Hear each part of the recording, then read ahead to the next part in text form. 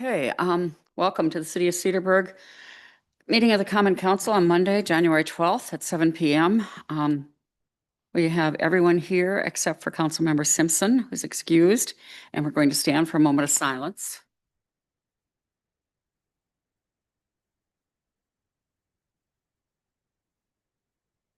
And we'll turn to the flag for the pledge. Pledge allegiance to the flag of the United States and to the republic for which it stands, one nation under God, indivisible, liberty and justice for all. Just for publicly noticed? Yes. Okay. This is the point. Oh, I should have said, Christian, why are you on Zoom? So my right here. I got it. Okay.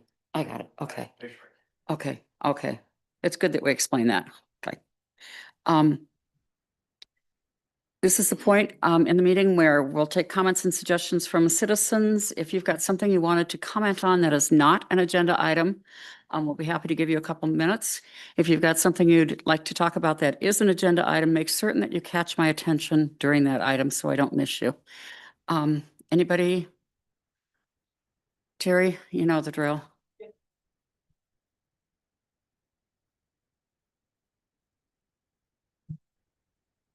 I think we're good now. There we go. Terry King, West 62 North, I'm sorry, West 63. I always get this mess up. West 63 North 762 Sheboygan Road. She probably knows what it is by now.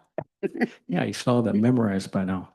The reason I wanted to speak tonight is as reference to the an additional article, the letters to the editor in the last paper about the Zoom meeting issue.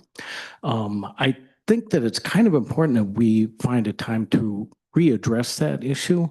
One of the reasons for that would be that Councilmember Miller wasn't able to he wasn't at that meeting. So we don't know how he would vote. And with his seat being contested on the spring election, I think it's important for the voters to know how he would vote on that issue prior to the election. I ran into someone the other day who was suffering pretty poorly from the flu. And they were very upset they couldn't attend this meeting because they didn't want to pass on the virus to people in the room here. But from home, they can't actively participate in these meetings without the Zoom. So that's something that's going to be done way more common. And the main reason that I think we need to address the issue is that some statements were made at that last meeting that where that vote had taken place to eliminate Zoom, and they were incorrect statements. There's some significant differences between what was said by one of the council members at that meeting and what the truth was at the time. Maybe, I don't know, maybe that was information that was improperly supplied there. But in any event, I think this issue does need to be addressed one more time by the entire council so we get a chance to really address this, because this kind of a meeting on the YouTube is not really effective, and the Zoom actually was. It was very helpful. That's all. Thank you. Anyone else? Okay, we're going to go to presentations. And so we have the oath of office for our new city clerk, Jessica Campolo. Well, before we do the actual oath of office, so with some changes here at City Hall, I am pleased to announce that we have promoted Jessica Campolo for our clerk. So we're grateful to have her in this position. So we'll get to your oath of office.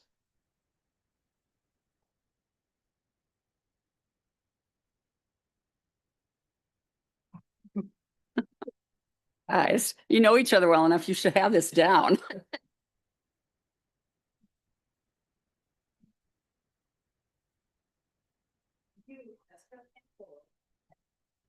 Position of city clerk in and for the city of Cedarburg, affirm that you will support the Constitution of the United States, the Constitution of the state of Wisconsin, and will faithfully discharge the duties of said office to the best of your ability. So help you God. I will.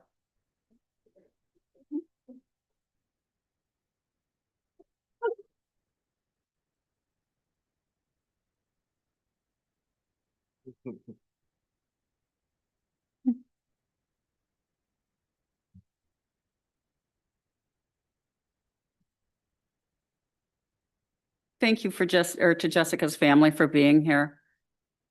Before her parents leave, anyway, let us make just a couple statements so you hear them. Just briefly, Jess has been working in the clerk's office as an administrative assistant since 2021. She became deputy clerk in 2024, which I know you guys know. And she's assisted with the last 12 elections in the city. She's been taking classes, clerk classes over the last couple of years. She understands policy, the election laws. She's just a very, very logical transition from our wonderful former city clerk, who is now going to be our HR director. But just speaking as one of the people upstairs, there are four of us up there. We're not counting Miko. There are four of us up there who have been really, really close. I mean, we're each other's people. And Jess is wonderful. I mean, she's part of this amazing team up there, and I'm going to make you cry. I know, big deal. We couldn't do anything. I mean, we've got pieces up there, and we couldn't do anything without this very, very, very valuable piece. And we love you, Jess. I know you know that. Thank you. Yeah. Congratulations, Thank Jessica.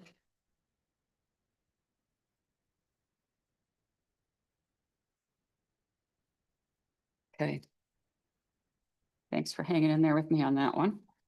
We're going to go to proclamation honoring the retirement of Dennis Krukowski. And Dennis is on line there. And so we are going to read our proclamation. He was presented with this proclamation last Friday at his retirement party, but he wasn't able to be here tonight, but we're going to go through and read the proclamation. And I think we'll start with Melissa. Whereas Dennis Goralski began his dedicated service to the city of Cedarburg in July 2013, contributing over 12 and a half years of commitment to the community. And whereas Dennis first served in the laboratory before moving to the collection system in 2015, where he spearheaded the city's transition of its geographic information system program from Ruckert-Melke to Symbiont, and further assisted Ozaki County in adopting the same system. And Whereas Dennis was instrumental in establishing Cedarburg's sewer mainlining program, saving the city considerable costly main replacements. And Whereas in 2017, Dennis became lead operator, serving in collections until 2019 before returning to the lab to prepare for leadership succession, ultimately assuming the role of superintendent in February 2022. And whereas as superintendent, Dennis implemented and managed the city's adaptive management system program for phosphorus reductions, working closely with the Cedar Creek Farmers Group to protect water quality and ensure environmental stewardship. And whereas Dennis maintained the city's compliance with Department of Natural Resources permit limits, oversaw the complete rebuild of 2 of the 6 trains of the oxidation ditch, and prepared for the rehabilitation of additional trains. And whereas Dennis collaborated on the Washington Avenue reconstruction project, guided the rebuilding of the Kenzie and Cedar Hedge lift stations, and advanced the design for the Evergreen lift station. And whereas Dennis's greatest accomplishment was overseeing the facility plan design and working with city leadership and Donahue and Associates to secure a path toward rehabilitating the entire wastewater treatment plant, ensuring Cedarburg's infrastructure remains strong for generations to come. And whereas throughout his career, Dennis exemplified professionalism, innovation, and stewardship, leaving a lasting legacy of service to the city of Cedarburg. now, therefore, I, Patricia Tomei, Mayor of the City of Cedarburg, on behalf of the Common Council and our citizens of Cedarburg, do hereby recognize and honor Dennis Krukowski for his outstanding service and contributions to the city, and extend heartfelt gratitude and best wishes upon his retirement. Given under my hand the seal, City of Cedarburg, on the 12th of January, 2026. And I think several of us made some comments about Dennis at the party, but when Eric retired, Dennis just walked in and handled everything, and he's really walked us through and helped us with this transition that we've had as we move forward in our considerations of the wastewater treatment life. So thank you so much, Dennis. I know you're out there. You can leave now. You don't have to stay. Happy retirement. In addition, I wanted to thank Dennis for his work and volunteerism on our fire department Oh, as well as a Yes. firefighter EMT. So thank you for that as well. Thanks, Dennis. Thanks for everything, Dennis. Thank you all.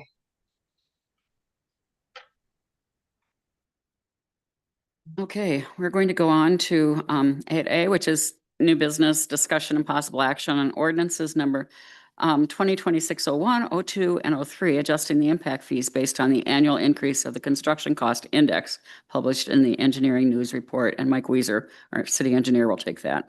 Yeah, good evening, everyone. Yeah, per the municipal code, the fees in lieu of parkland, sanitary sewer connection fee, and the impact fees for the library facilities, police department, water supply facilities, and park facilities are to be adjusted annually based on the construction cost index and engineering news record in the December issue. So that CCI was 3.6% for December 2025. So these ordinances simply up those costs at 3.6%. So I guess any questions? No. The only thing that stands out to me, do we ever round these numbers just to the nearest $5, or we go out we go out to the penny on these all the time? That's how it's always been. Yeah. Okay. Makes sense to round the numbers. Yeah. I got rid of the penny. Well, I guess I'll make a motion to approve ordinance numbers 2026-01 and 2026-02 and 2026-03, adjusting the impact fees based on the annual increase of the CCI. Did you want to talk about the other fees before we? Oh, God, I'm sorry. What, Um, the three ordinances just update all those. Yeah, yeah. three. Okay, so just do them all at once. Okay, got it. Yeah. got it. Okay. Yeah, Thank I'll you. second. Oh, we got a motion, a second. All in favor? Aye. And no one's opposed? Thank you. Thank you. Thanks, Mike.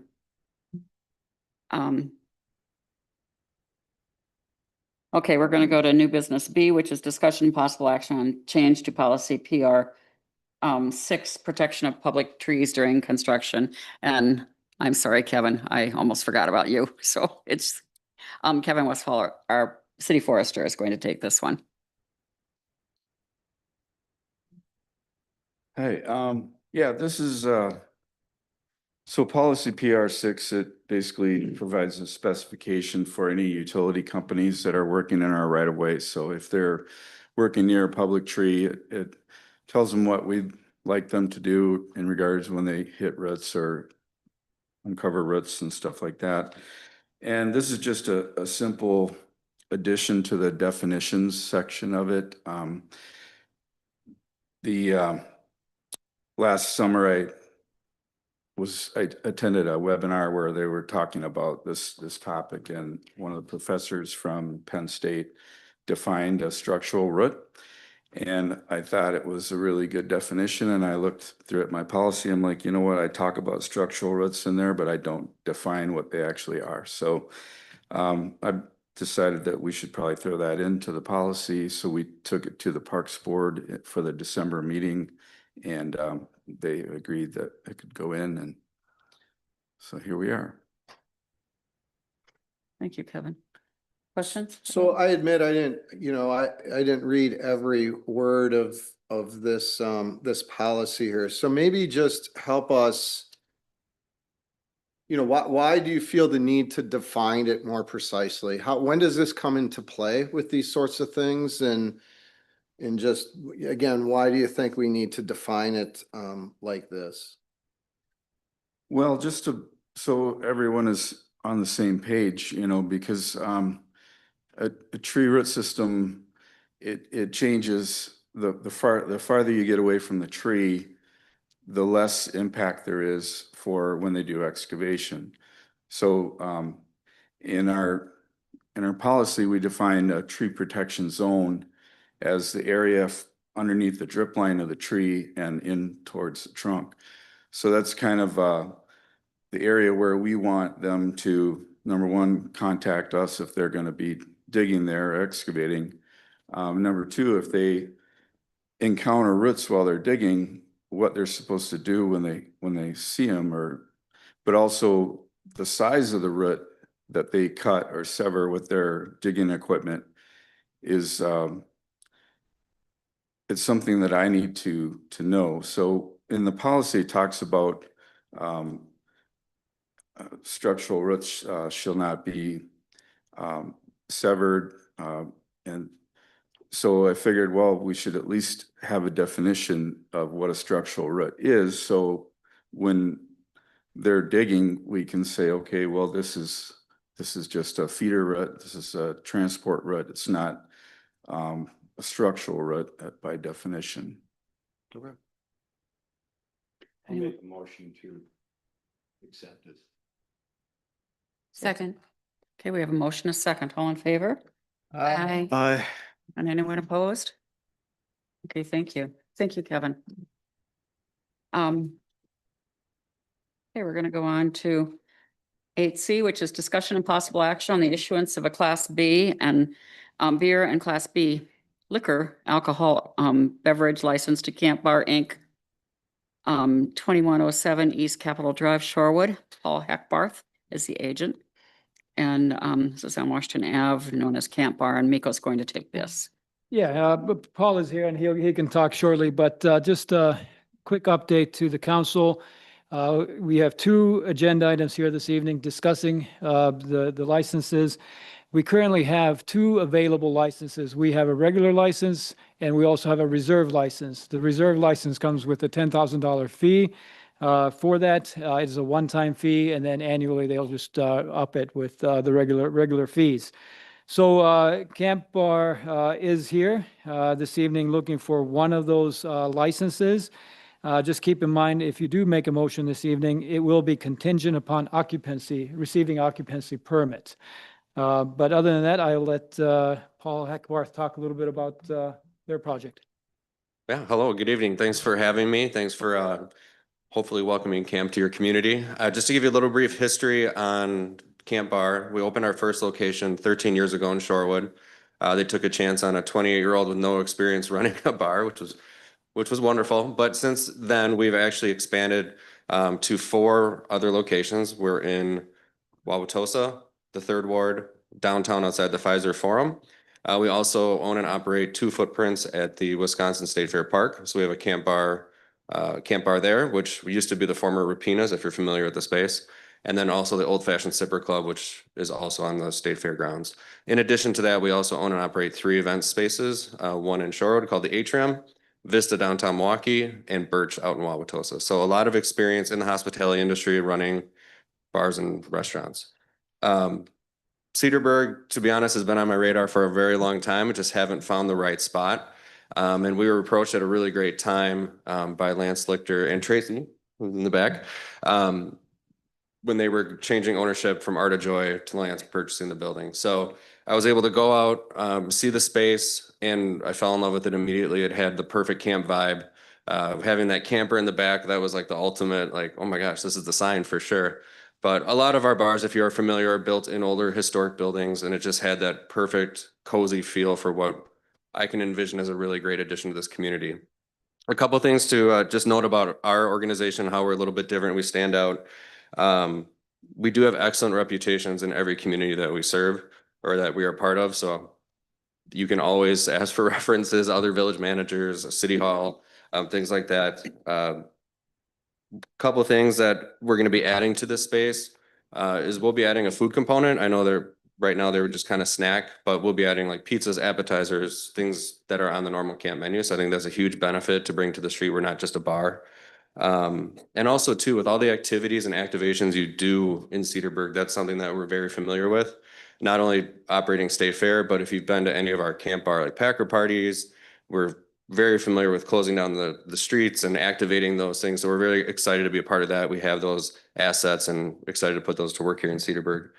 Also a couple of things too that are worth noting, things that we'll add to the community that I don't think exist here yet. Correct me if I'm wrong, but we do shuttling as part of our program. So a really great way to get people safely to like Summerfest, State Fair, Packer games, Brewer games, and I think that's gonna be a huge benefit up here for this community, because I don't think there's any sort of ride share like that right now. So that's just another thing that I think will bring great opportunity. So I welcome any questions, a comment, but really excited to be here, and thanks for taking the time. Anyone here? Questions? I know we have a big audience. If anybody wants to make a statement, certainly, you're welcome to do that. We'll give you a couple minutes. Paul will just have you sit down and, if anybody wants to make a statement, you get a couple minutes, just give us your name and address. Did I see a nodded head there, or Steve? This is the first one, Steve. Well, I guess I have a question. Okay. Oh, I'm so, forgot. Well, No, you did ask. I Okay. didn't. So will we be hearing both discussions before we make decisions, or how will that work since? Yeah, I think we probably should, just because there are two different licenses and different types of licenses. Right. So Mayor, if you're okay, I'll I'm go totally on to good with the other that. one and then have them talk about it. Can you explain the difference between Oh. the reserve and the regular? $1,000. Yeah, the one is a fee and one doesn't, but what is, They're identical licenses. The legislature created the reserve licenses about 20 years ago, and they came with the extra fee. And we've held the reserve one till the end after all of the other ones are gone. And then the reserve ones become available. but that allows the location to do the exact same activities? Yes. Okay. He had to, I think, to create some more licenses, but with an extra fee. And where does the fee go? To the city. To the city. Mhm. Okay. Correct. Any other questions before we go on to the next one? So the second request is for the cultural center for utilizing it at the Kifis House. They're looking for adding some space, some wedding venue and other event venue, as well as some of their already well-known events, adding that license for it. Just to note that in our ordinance, it does allow for nonprofits to be exempt from the required hourly opening. So the facilities that have liquor licenses are required to be open. It was 15 hours per month. And 15 days, I apologize, 15 days. But nonprofits are exempt from that. Did you want to go ahead and Yeah. introduce yourself? Yep. Sure. Hi, all. My name is Shannon Kraus, and I'm currently the president of the board of the Cedarburg Cultural Center and have been involved in that organization for 3 years. Been a Cedarburg resident now for 10 years, and the reason why I volunteer with the Cultural Center is I love what it does for the community. Lots of different activities for all ages, and just a really great cause close to my heart. Cultural Center, for those who don't know, has served the Cedarburg area for 40 years now. We are the longest run nonprofit on Washington Avenue. And we really are hoping to get this license because it just serves for the good of the community. We hope to continue to do fundraisers, to host cultural and historical programming at the Kifis House, and tourism generating events like the Tipsy Elf, which does a really nice job of bringing in visitors from out of town that stop in for a drink and then eventually go on and have dinner at another establishment in Cedarburg. That's really all. Thank you for your time and consideration. Any questions? Can you just kind of go through what I know you do Tipsy Elf on, is it Thursday, Friday, Saturdays during the holiday season? Correct. And then what other events do you do? So we At the like Kifis House? at the Kifis House Yep. specifically, we host our top donors for 4th of July. We have those donors, we host them for a 4th of July parade and a party there. Okay. And we also would like to do more events there, like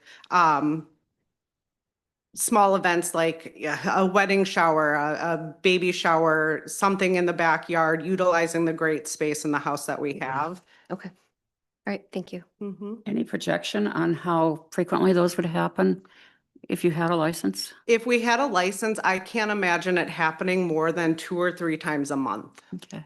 given staff. You know, we are, because we are a very small nonprofit, we only have 6 staff members that are paid, and the rest is volunteers. And so that would be a limitation to how often we would be able to have events, which is why it's nice the nonprofit does not necessarily need to host events 15 days out of the month. Sure. Right. Sure. Other Um, questions? I have a question for Mike.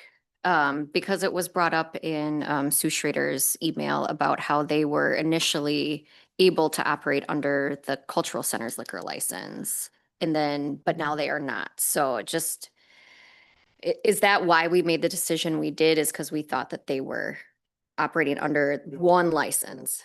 Okay, That decision had anything to do with hours of operation. It was really a misunderstanding of okay, the belief was that they could operate 2 locations that are not adjacent with one license, and that is not something that. okay. So we didn't give them So it a has- promise them or something, a It has separate nothing to do license. with Okay, hours of operation right, and hours of right. Okay, okay. Thank you. I have some questions, really for you again. So if, or maybe for Miko, so if both licenses are granted tonight and someone else in the city forfeits their license, does that become the reserve, or does the reserve stay with whom it's granted to tonight? Like, will someone else have to purchase the reserve? The reserve stays with who it's granted tonight. Okay, Yeah. so then our reserve license would belong to whomever is granted it tonight. And it's a Okay. one-time 10,000, right? Whereas the other ones are 500 per year. Roughly. Well, it's 600 because it has to be combined with a Class B beer. So, Oh, okay. yeah, Per $600. year, though. Yes. Okay, okay. And so the Cedarburg Cultural Center right now just has one license for the main location. Correct. Okay. And then beer and wine, which is how the Tipsy Elf has operated. Your wine license, which we have an unlimited amount Mhm. for the Kivas. Mhm. And I know you've been advertising cocktails Mhm. at Tipsy Elf. Can you explain those? Yes, sure can. So creatively, 2 years ago, we found a distributor of wine-based liquor, but it is completely made with wine. And so if you stopped into the Kifas house at all over the holidays and had an old fashioned, that whiskey was actually wine. If you had a shot of Fireball, not really Fireball, it actually was wine.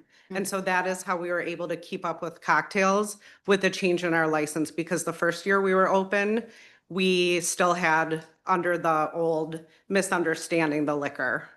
Do people continue to come in and buy those once they see their wine, or are they disappointed or happy, or? It's a mixed bag, but Okay. we try to be really honest with people, and course. so we don't want them to think that they're getting something that's different. Right. Oh, do you know offhand what kind of revenue that site brings in versus what you get from your full license at the cultural center? Not off the top of my head, no, I don't.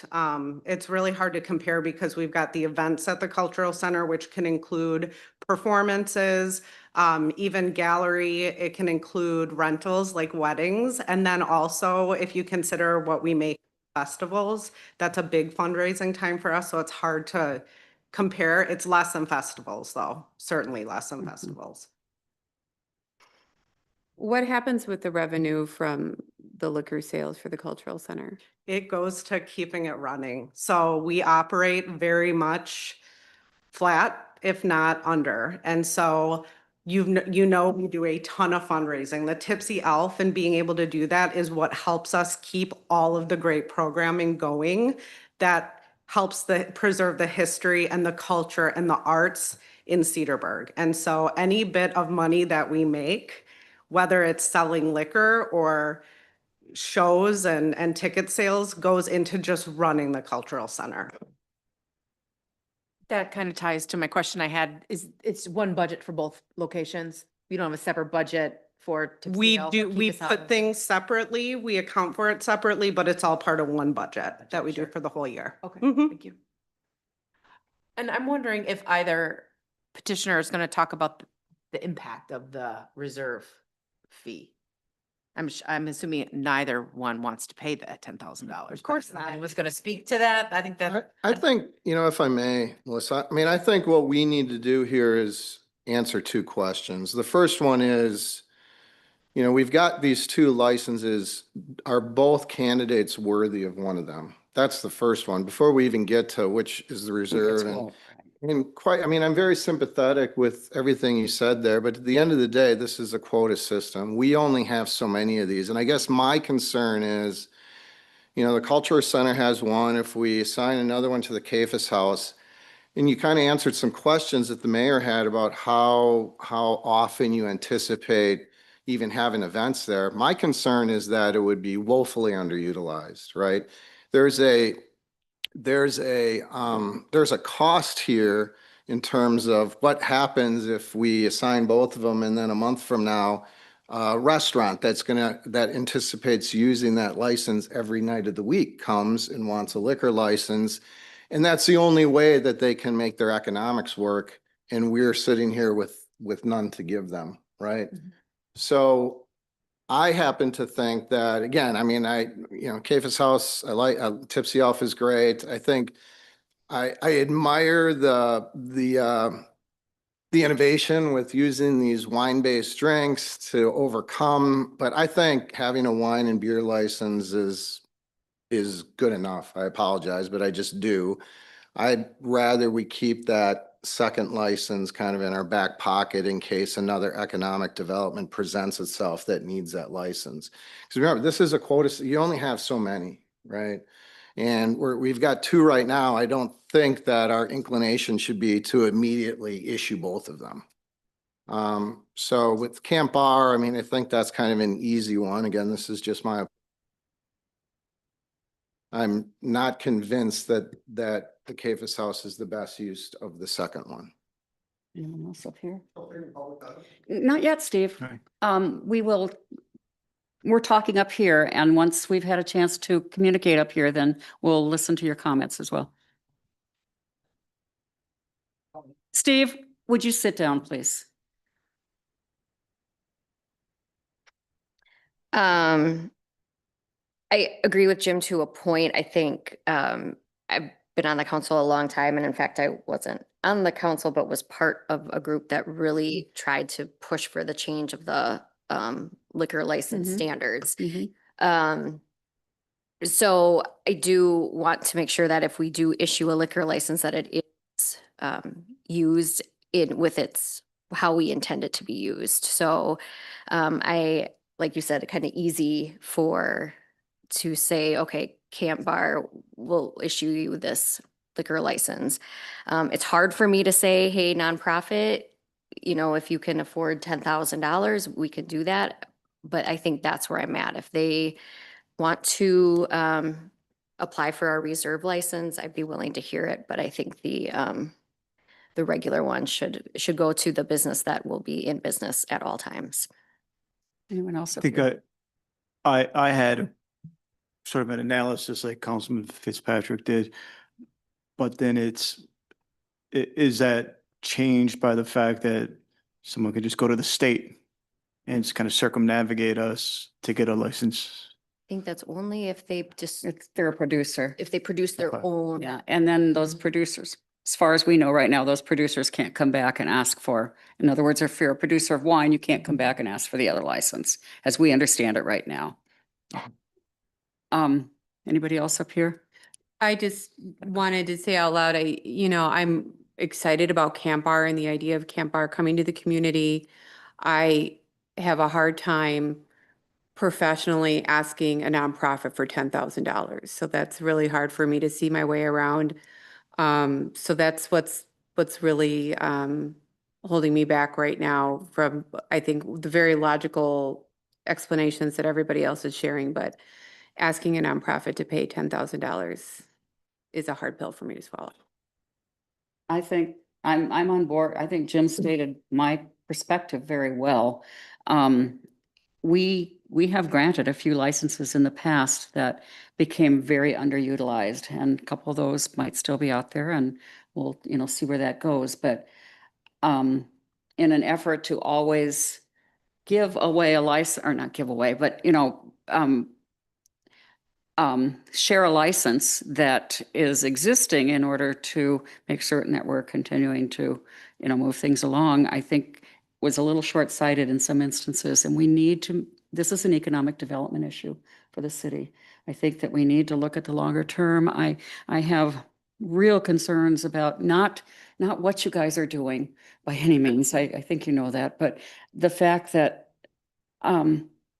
this would be a very, very underutilized license, and these are too valuable to do that.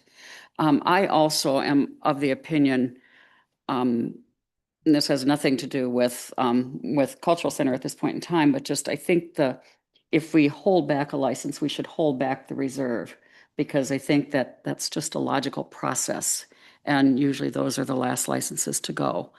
I can't vote, but I truly am not in support of providing a full liquor license to the Kifas House, as wonderful as Kifas House is, for the reasons that we've talked here.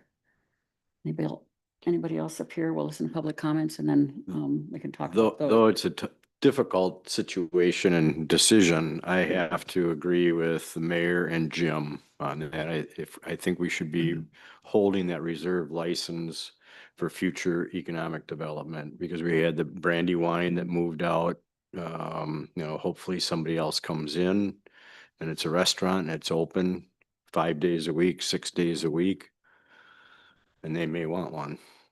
I'll just make a comment that you brought up, but once you're assigned a license, you pretty much have that until June of the following year, correct, Jess? Yes. So, like Brandywine's is sitting there, in abeyance right now, because the operators, have that available to them until June.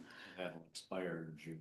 If they don't do something with it. But that's basically how we've handled that. And again, I know that there are people out there who want to speak, and so please, come up. We'll give you 2 minutes, your name and address, 2 minutes, and then we'll listen to your comments. And if we've got more questions of anyone or comments generated from yours, we'll go that direction. Thank you, guys. John Wallace, W61N946 Crescent Drive. I've been a Cedarburg resident for almost 30 years. Some of you might know me. I've been a co-president of Summer Sounds for 20 years for that event.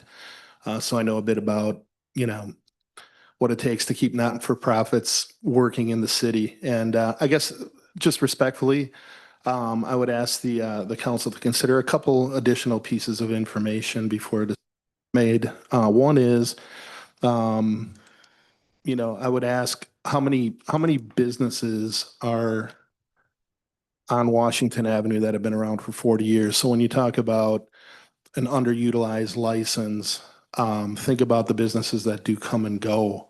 Art of Joy was only here for 2 or 3 years, and they took up a license. The Cultural Center has been a key anchor of the downtown area, serving all of the community, where bars only serve part of the community.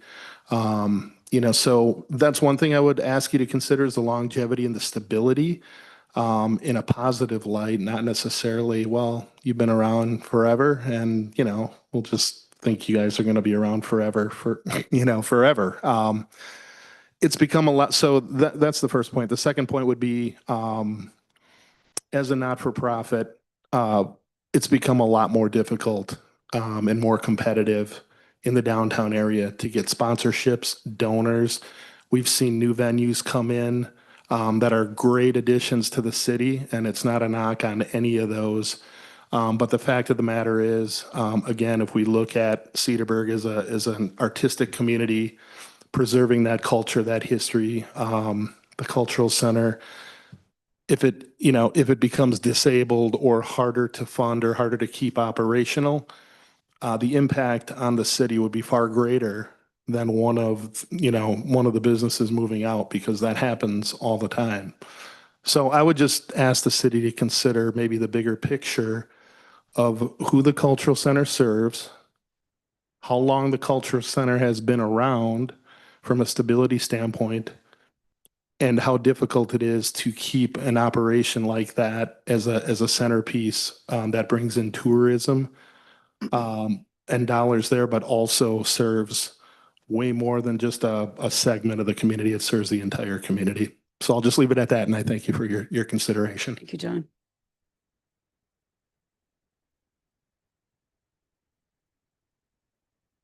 Steve Brill, 419 Fox Point Avenue here in Cedarburg.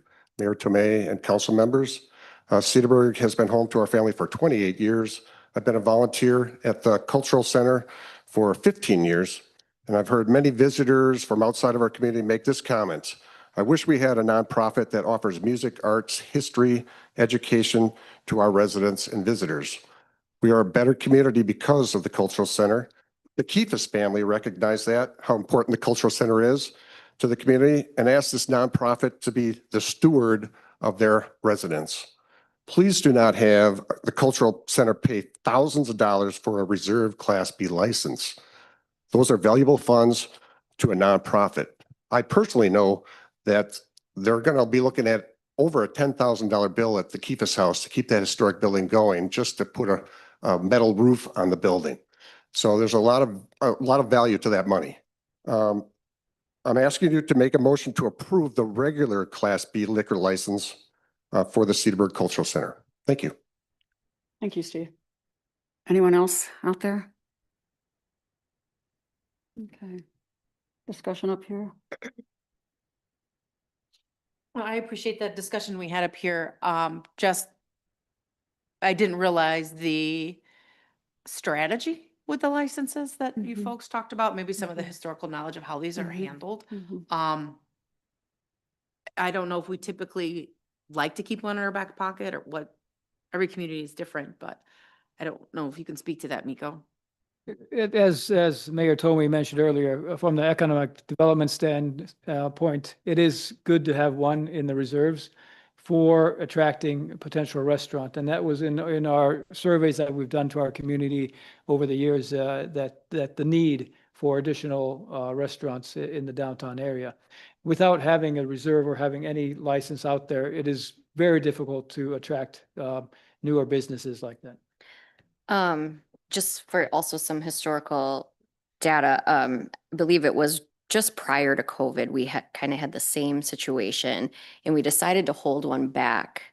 And then for some reason it came back before us and we ended up granting it. And I think the discussion at that time, and obviously a whole different council, was we shouldn't also be in the business of impeding other businesses by just kind of holding a license. And again, it was a weird time. It was COVID time. So businesses were struggling, but also, I don't know. It was a weird time. But can I just lose my freaking train of thought? There was something else historical I wanted to, like historical information I wanted to give you about that. And it'll come back. Somebody else start talking. No, I mean, Chris, I don't know, maybe this will help you regain it, but what you're kind of getting at, I think, is you didn't think it was the business of the city to kind of pick winners and losers and who deserves it more than others. Yeah. Yes. That was it. And then, yeah. But and just, if I may, and believe me, the last thing I want is the city to pick winners and losers. However, I think it's important I think it's it's that underutilization, right? It's someone that's only going to use it for the pop-up bars in winter and 2 to 3 times a month. Whereas a restaurant who uses it 5, 6, 7 days a week just gets better utility out of that license. And that's my concern. And then, well, I'll just leave it at that. It came back to me, so I'm finally gonna go there. See, I just kept talking long enough. Yeah. No, I agree with you with the underutilization of it, and I don't think it was maybe kind of a concern back then. But I think to Miko's point with the restaurants at that time of that survey, we were really kind of starved for restaurants, and I feel like we've had like 3 opens since this was pre-brunch. So, not that I want to say we don't need any more restaurants, but I think we've come further along since that conversation with that survey. So that was my finishing point, I guess. I guess my questions go back to how the Cultural Center was originally allowed to operate 2 locations under 1 license. I'm guessing that is it the city ordinances that were reinterpreted, or is that state guidance that determined?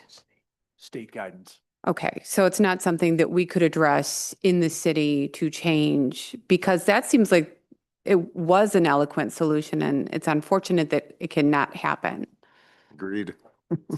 Yeah. It's not something that we can change at the city council level. So the state statute says that you must have a separate liquor license for every physical address. Right, I believe, unless they're Adjacent. I was going to say, is there a proximity in it, or? Yeah, I can't remember the. You don't have it memorized? Okay. It might be, It's this, We know. their clerk's office has gone through this prior, and they cannot have that one license for two locations. Let's let Tracy speak for a minute since. Yes. Yeah, come up here, Tracy, please. Tracy is our former city clerk, and she has spent enormous amounts of time on this subject. Yes, so in order for any liquor license, any business or nonprofit or anyone who's granted a liquor license, if they want to use that license for another location, it must be contiguous, which means it has to be right next door or butting up against. So it can't be down the block, which is why they can't use that same license from the cultural center. So you kind of find yourself in a unique position.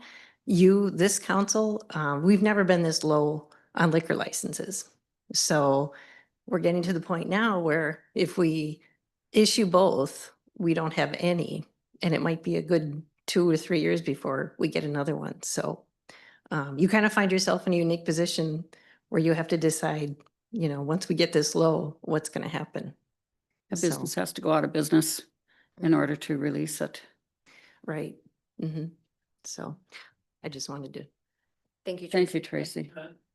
Of course, John, just come up here so you could be heard. Thank you.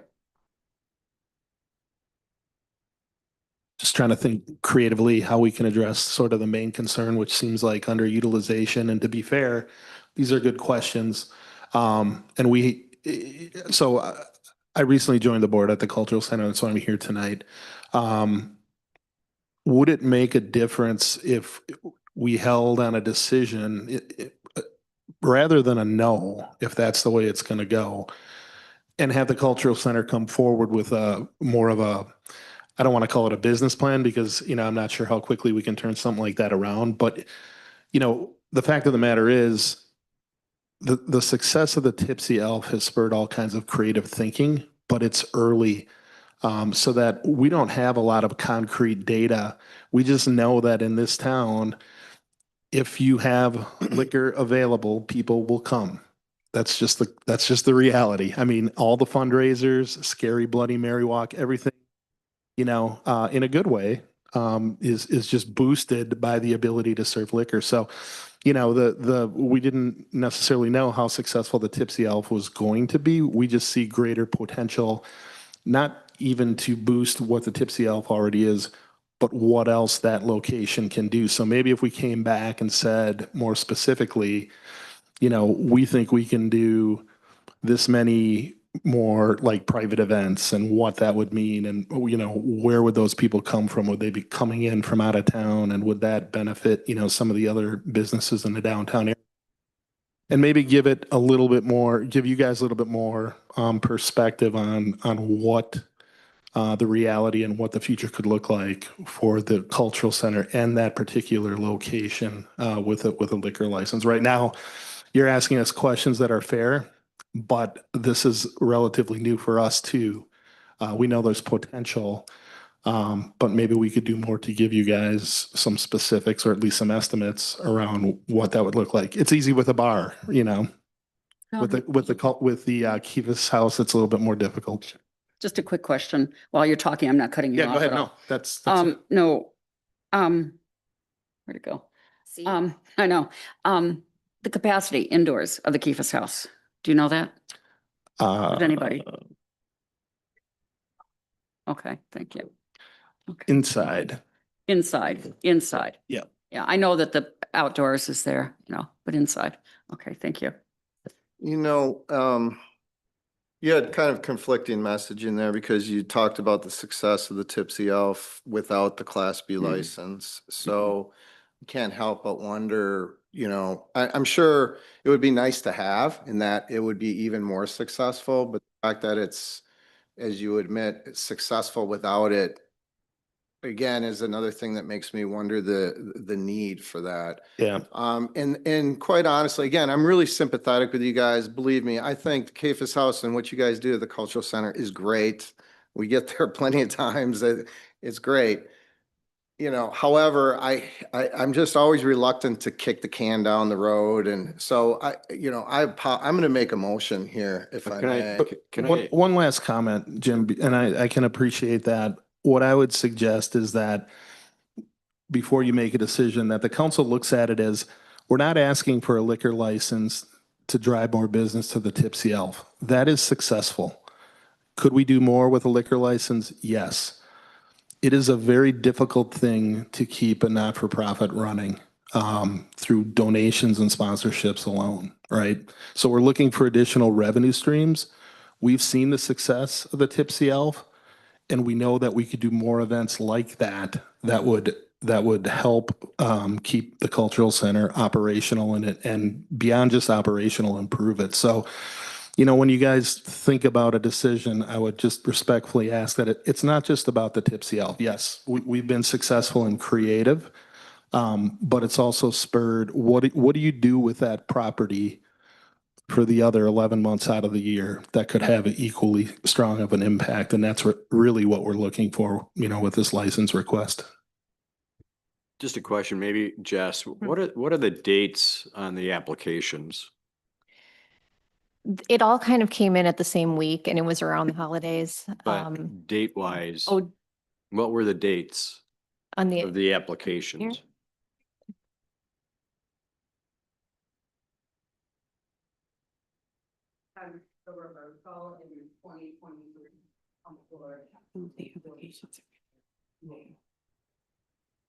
But what are the dates on the documents? Are The you asking- documents are the paper trail. the actual application, The date of the application? Yeah. I would have to go pull the application and see. The camp one came in first because that was, they had come in with the real estate agent, and then the lease fo one became released, and then Keefa's House was on the waiting list that we have. We have a waiting list of people waiting on a license, and that's when we called them and said that we had an available license. I believe we had two people on the Which at waiting that list. time would have been the reserve license. The lease fo was not the reserve. That was But that doesn't. the matter. regular, but that we do doesn't not have matter. a policy on first come, first serve. The only deadline that we give is applications legally have to be into us 15 days before a council meeting. So that's the date that we give. If you wanted to go to the January 12th council meeting, it has to be in by this date. That's the deadline that we give. We don't say it's first come. We don't communicate it that way. Thanks. Mhm. So before you make a motion, just keep in mind, these are two separate items. So, Yeah. we have C and then we have D as I we think make. Mr. Brill wants to talk again too. Quickly, you do have a precedent set here in town. There is another nonprofit, the Art Museum, I believe, has a full liquor license, and they are very similar to the Cedarburg Cultural Center. So I think you have a precedent The in place. Cultural Center does have a liquor license, correct? Yes. So they're asking for a I'm second not one. privy to exactly. I'm a resident, a Yeah, well, volunteer at that place. Cultural Center And has a the license. Keefa's House will It's be in just a phrase danger. that they The do. Keefa's House will be in danger if you do not grant this license. Thank you. Can I add that if you choose to issue one license tonight, it has to be the normal, the 600, and you have to hold back the reserve. And then hold back the reserve. If That's you what I choose to assumed. issue one Yeah, tonight. that's what I assumed. Yes. Thank you. What am I trying to say? I don't want, I'm excited about Camp Bar coming. What Mr. Hackbarth said about the reputation of the organization is very true. So I don't want to hold up the movement of Right. that business by Right. waiting and making a decision. Right. I So I agree think with you. that will be a great asset. The cultural center, Keefa's House, it's all great things we have in front of us. Yeah. It's challenging. I think it's also important to note that they still can have a beer and wine. And if you're doing showers and whatnot, there's not a whole lot of, I don't know, I work at an establishment that does showers and not a whole lot of hard alcohols except for Bloody And Marys. there are a to go lot out, of but- creative wine options out there. There which I think are, We've there talked are. about struggling. I'm on the festivals Mhm. committee. We struggle sometimes in festivals and all these different types of things coming out, drinks and whatnot, and how they're Yeah. all regulated. So there's a Yeah. lot of There creativity are, out there. and in the that's what market. we've seen upstairs too, is Yeah. there are a lot of other, there are a lot of those formulations out there that are unique. Yeah. I just want to add, oh, sorry, I didn't. No, keep going. Just to distill this out a little bit further, for me, I'd say I agree with Melissa that we don't want to hold up the decision for Camp Bar. I cannot see my way around. I cannot imagine awarding a reserve license to a nonprofit and asking them to pay $10,000. I just cannot. And that being said, I mean, there's other options as well, like asking for a legislator to make an exception in the statute for nonprofits. So that I think there would be other avenues. That sounds crazy, but I've done it. So, I mean, I just think I understand and what everyone is saying resonates. And I just wanted to say that I didn't want to hold up the process either. So, Are you gonna make a motion or do you want? Can I make a comment? Oh, sure. Just real quickly. I've been responsible for several nonprofits over the last several years. I'm president of the board of one of them right now that I've been involved with for many, many years. I certainly understand the perils of nonprofit organizations, and in particular, when alcohol is not an option. I absolutely understand that when no alcohol, no beer, wine, or anything else is an option. But I do believe that Keefa's House has done some very creative work. They've been able to move forward with some great ideas. I truly don't believe that this small event space, which is beautiful and well respected and all the positive things we could possibly say about it, I don't believe that we should grant a license to a small event space. I think we've learned our lessons. We've got licenses out there that we've done things with that maybe we shouldn't have because we were just so eager to try to help everybody out there. I think we need to step back and be a little bit more conservative in what we do.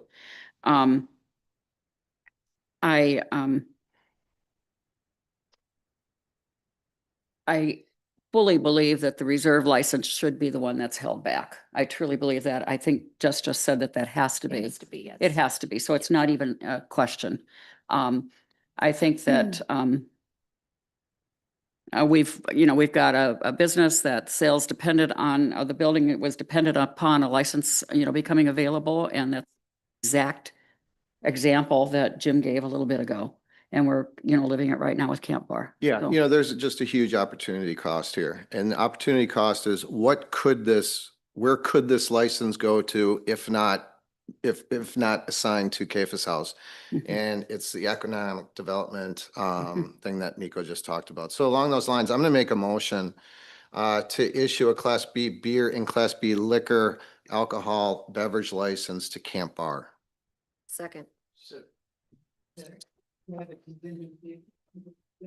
Contingent on occupancy. Contingent upon occupancy permit. Okay, we've got a motion and a second. All in favor?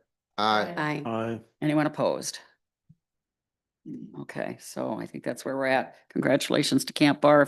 If you achieve occupancy, you have a license. And I know we'll have, additional conversations going forward. And to wrap this up, if I'm gonna make another motion to deny a liquor. Thank you. license being issued to the cultural center or the Keefa's House care of the Cedarburg Cultural Center. Is there a second? Second. Got a motion, a second. All in favor? I just, Conversation. I'm sorry. just for additional discussion, my nay vote is going to be because I don't think we should, I think we should be enhancing businesses and not holding them back. I get where you're saying it's an economic development decision, but just based on past experience, I don't think we should be holding liquor licenses back, so. We should be encouraging people. However, to Jim's point, we only have so many. Yeah. Yeah, if this was an unlimited thing, that'd be really easy. Oh, yeah. Really easy. It'd be really easy Yeah. if there's two. Yeah. Okay, we got a motion, a second. Any other discussion? All in favor? Aye. Anyone opposed? Nay. Nay. Okay, so I think It's 4-2. Yeah, with Kristen and Amanda Nay. yeah. Okay. You got that, Jess? Yeah. Okay, thank you all. Thank you all. This is a hard conversation. It is. We're gonna go on to discussion and possible action on reimbursement request from Gordon Goggin for the Stilt House vestibule. And Nico's gonna take. So Gordon Goggin had sent a letter to the city a while back requesting reimbursement for a vestibule that he had put in place that was approved in 2023 by the city's Landmark Commission. It did go in front of the Landmark Commission with approvals. And then later on, as we went through the process of evaluating once it went up and evaluated, did it meet those requirements? And based on what our planner and city inspector found out, it did not meet the plans that were put in front of this, or what is in our ordinances. So it didn't meet those specs. So it went back to the committees, and at that point, Mr. Goggins was asked to remove the vestibule. And because of a city decision that first allowed him and then didn't allow him, made him remove it, it cost him $7,456, and he's looking to get reimbursement for that amount. Mr. Goggins is here, and feel free to add more to it that I might have missed. Hi, Go for good it, evening. Gordon. Hi, Gordon Goggin, W62 and 630 Washington Avenue here in Cedarburg. So the timeline that Miko provided, yep, that makes sense. Probably add a little bit more to the story. City planner changed, so this was under, at the time, John Sensky. And he and I collaborated on the whole thing, meaning he walked me through the process. We went through landmarks. I even got an email from him saying the plan was approved. If you look back at the notes provided by Mary Sensky, January 6th of this past year, she recaps all the highlights of the whole event, if you will, and then further stipulates at least 4 feet of unobstructed sidewalk is to be maintained, which was what was agreed on. 4 feet is 48 inches. I maintained 51 inches. So I did what was asked of me. I provided what was in writing.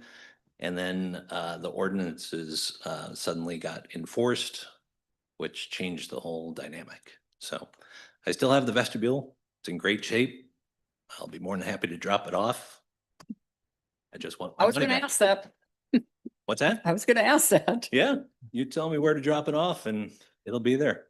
Oh, I'm just gonna, once you're finished, I talked to Mary this afternoon. I just want to recap, to follow on what you said, which. Oh, sure. And I know she was over today remeasuring what's already been measured. So there's 114 inches from the back of the curb to my front step. And there was 51 inches of that left open and passable. So. Well, so the front of the curb, not the back of the Yeah. curb, but Yeah. the semantics, yeah. It's I'm just gonna, if Gordon's done with his presentation, I'm just gonna kind of And repeat. just to clarify, Okay.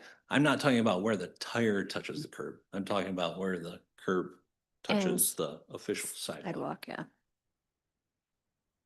Thank you, Gordon. I was on the Landmarks Commission at that point in time. I realized that when I got the documents back from Mary. Yeah. Thank you. We approved it at 76 inches. And that's when you were in there, we approved it at 76 inches. It went to the Landmarks Commission. It was at 76 inches. At that point in time, the request was made on the motion that as a part of the motion, we included the city engineer and Public Works to also look at it. And they came back, and this is kind of where things got lost in the weeds, I think. They came back and said, as long as 4 feet is still there, we're fine. Well, somehow we all missed a section that now we know requires 5 feet. And I can't tell you, how that happened. It is what it is. But anyway, that 4 feet came back and that wasn't intended. And I don't know that our planner at that point in time he certainly didn't intend to override the the Landmarks Commission, saying 4 feet. He was telling you what the city engineer and the public works person said. And I've read the email and I realized it's very obscure. It's very difficult. And so you heard 4 feet or whatever and, thought, okay, we can make good use of this space. And I'm not trying to put words in your mouth. I'm assuming here. I've gone round and round and round on this myself, and my comment is everybody was wrong. Every one of us was wrong at one point or another. And I'm just of the opinion that we should just reimburse Gordon for this and then take the structure back and see if Mako can use it somewhere. Because it was a mistake. It was an unfortunate mistake. Gordon has been a business owner who has, I think in every instance complied. He's the business owner that often I have pointed to and said, model after what he's doing there from the outdoor space, the bar space. He carefully measures that people don't go in and out of that gate area in front. He's been diligent about that. And I don't want to compliment you too much, but seriously, Gordon has been the one who really has followed the rules. And you took the best advantage you could of something. We interpreted something incorrectly. It was all a series of just communications. And that's where I am right now. And you guys are the ones who vote. I don't. Just if I could piggyback off that, please do. because we were kind of on some of the same email chains, because I had some questions for our planner this afternoon. And I read the email that kind of, I think, caused a lot of the confusion. And I would have interpreted it just as Gordon did. So I'm very sympathetic. He approached this very much in good faith. He thought he had all the necessary approvals and everything else. He went through the required channels. I think he did everything that we want and expect of a business owner to do. He did it all, and I would have done the same thing he did. So I'm with you. I think we bite the bullet and reimburse him. I look at that like the legal perspective, detrimental reliance, right?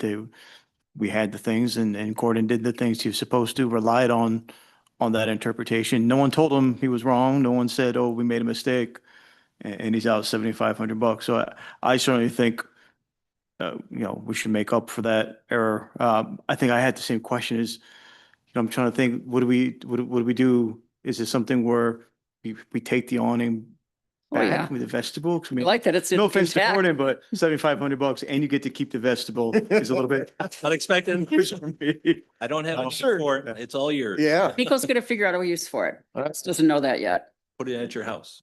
I just there's no don't wanna see further it like- comments. I'll make a We're trying motion. to toast one day.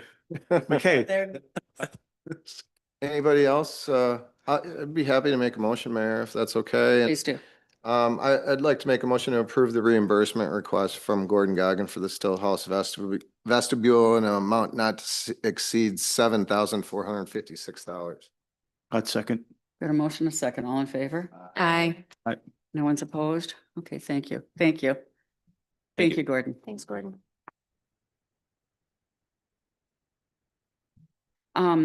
Okay, we are at item F, which is discussion and possible action on issue of an operator's license to Jordan Stark, and Miko's going to take this. All right, so this was a request from a person to get their operator's license, and the chief of police is requesting that we deny this applicant. That's all I need to know. So I'll make a motion to deny the issuance of the operator's license to Second. Jordan Stark. Before you vote, you want to see if the applicant is here and wants to make a Oh, I'm statement? sorry, I should have asked that. Is the applicant here? Is Jordan Stark here? Nope. Okay. Thank you. Sorry. If I could just say something real quick before we go to the vote. Please. Given the reasons pointed out by the chief, and Ms. Stark has some open cases that I've handled, I think I should recuse myself from the vote in this matter. Okay. We have did we have a motion? I did. Thank you. Including the motion is based on the chief's report. Yes. Right. All in favor? Aye. Anyone opposed? And we have an abstention. Thank you all. Consent agenda. Unless anyone has any questions or comments, could I get a motion to approve? So moved. Second. We got a motion, a second. All in favor? Aye. And no one's opposed? Okay, thank you. City Administrator's report. There are a couple of things to add. As we noticed, we've had some staff changes within the city. We have a couple more coming. I just want to make sure everybody is aware that our Water Recycling Center Superintendent, Dennis, obviously retired. So we had his proclamation this evening. Interim, we have hired an interim superintendent, Craig Obry. He is operator, qualified operator within the wastewater treatment plant. And we are still advertising for that position. We've been advertising it for about 6 months. So if anybody knows of anyone, please send them our way. We also have an assistant engineer position open that we have not received any qualified applicants in the last 4 months that position has been open. So we're looking for that to hire for those positions. One other change that will happen this year, our finance director, Kelly Livingston, has stated that she will doesn't know exactly when in April, but it'll be in April. And part of our succession planning that we do for a majority of our department head positions, we have a very qualified deputy finance director currently that we are looking to move into that position possibly as she retires. But meanwhile, we are looking to hire a deputy finance and payroll person that will start working on payroll. And this is a position that we want to hire early enough. Once we get a deputy clerk hired, we're going to be focusing on that. And in order to have some cross training, because Kelly Livingston, she's been doing the payroll for the last 15 years, and we really don't have any backup. We need her to be here about a month or more with that candidate, teaching the payroll to that person, as well as our new human resources person. So you'll see those changes come in the next couple months, and see that position being advertised shortly as well. That's all. Comments and suggestions from council members? I just have one comment. My phone's been blowing up a little bit lately with screenshots of Airbnbs around the city. And I just want council members to familiarize themselves with the city's ordinance regarding Airbnbs, but then statute of the right to rent law and how they kind of coincide. And I can help you with that if you need to know any of that. And I've been just kind of copying and pasting to every resident, like, this is our ordinance, this is the right to rent law, this is how it works. So if you need any help, I'm here. And if they and help me, Kristen, if, I know it's not a discussion item, but if they advertise on Airbnb or through a site, they automatically need to show that they're paying the hotel tax, right? I'm not I using think the right there's a term. permit with the city that they have to Okay. fill out. Yeah. Oh, so nobody can really come in and just operate it without, They're not supposed to know. okay, and that's, okay. Okay. Anybody else? Mayor's report. I do want to comment in this regard. There's been some, statements out there that aren't totally correct regarding the Zoom scenario. We are live streaming now, so anyone has an opportunity to watch the meetings. If you look at the agenda, this is on tonight's agenda, and it will continue to be on the Plan Commission and the Council agenda, where we indicate that written public comment regarding agenda or non-agenda items may be submitted to City Hall, to our city clerk, basically City Hall, to our general address by noon the day of the meeting for distribution to the Common Council. Say the same thing at the Plan Commission. I know that there was a lot of discussion about why we did this. I actually started exploring this long before we had any circumstances that, were out there in the public. I started looking at what other communities are doing, and we were very unique in continuing to allow the scenario that we were not allow, but to present the scenario we were using. That's not to say we have to be like everyone else, but this creates a uniformity. And honestly, I personally believe that everyone has an opportunity to watch us live stream. I know that many are doing that right now. And we want to make certain that if you have a comment, either a public comment or on a general comment or something on an agenda item, please do get that to us. We will get them. Staff is very good about making certain that they're at our desk, so we will see them. And we take those into account. We do listen. One of the things that we do differently than many communities, we allow comment during agenda items, and many don't allow that. And we are not trying to cut off public participation. We are, We want to encourage it. yes. That's how we come up with good solutions. Yes. We get good information and we can make informed decisions as to what Mhm. our. We'll never be in agreement with everyone, and that's trying to do the best job we can. Okay, we're going to, on 12A, adjourn to closed session. It's anticipated the common council will adjourn to closed session pursuant to state statute 19.851E to deliberate or negotiate the purchase of public property, the investment of public funds, or to conduct other specified public business whenever competitive or bargaining reasons require a closed session, specifically to be discussed as item 12A1, which is a discussion on purchase and sale of agreement from Egan Gardner related to Lot 5 of the Highway 60 Business Park. And then we'll also approve our December 8th closed session minutes. Could I have a motion to adjourn to closed session? So moved. Second. Okay. Okay, we will adjourn to closed session on a roll call vote. Councilmember Bitter, Aye. Fitzpatrick, Aye. Burkhart, Aye. Didier. Aye. Lindo.